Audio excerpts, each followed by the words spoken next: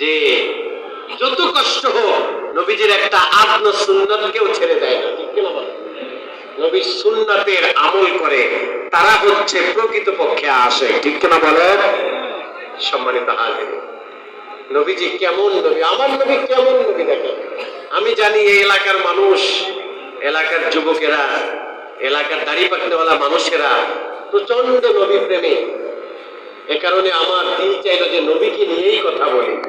নবীকে ভালোবাসেন কি বাসেন না? আপনাদের কষ্ট হচ্ছে নাকি?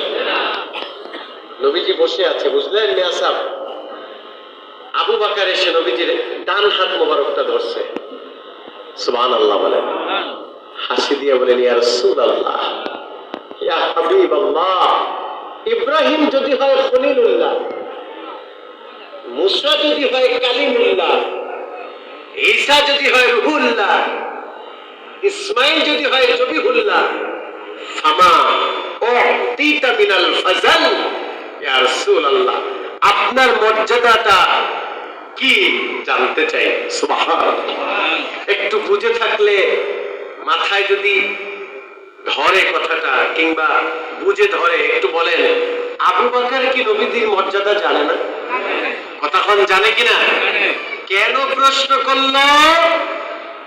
নবীজির জবান থেকে তার শান বের করবে, যাতে যুগে যুগে তার উম্মতরা নবীর সাথে গাদ্দারি না করে, ঠিক কিনা বলেন?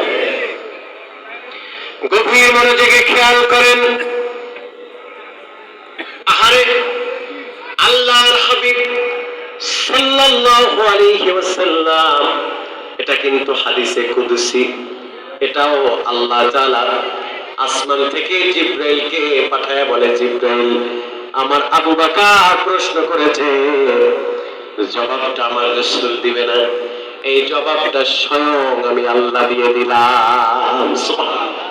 হাদিসে কুদসি, ওয়াকাদ কানামতু ইসমি মা ইসমিকা ওয়া যাকারতু ইসমি হাত্তা তুযকারা মা'য়া। চিল্লায় বলেন আল্লাহু আকবার। আহারে, রাসূলুল্লাহ এবার ডেকে ডেকে বললে, আবু বকর শোনো, ইব্রাহিম যদি হয় খলিলুল্লাহ, মুসা যদি হয় কালিমুল্লাহ, আহারে ইসমাইল যদি হয় জবিহুল্লাহ, وقد قلنت اسمي مع اسمك وذكرت اسمي حتى تذكر معي। আমার আল্লাহ বলে দিয়েছে, আমি হলাম স্বয়ং আল্লাহর হাবিবুল্লাহ। সুবহানাল্লাহ। চিল্লা করে আল্লাহু আকবার।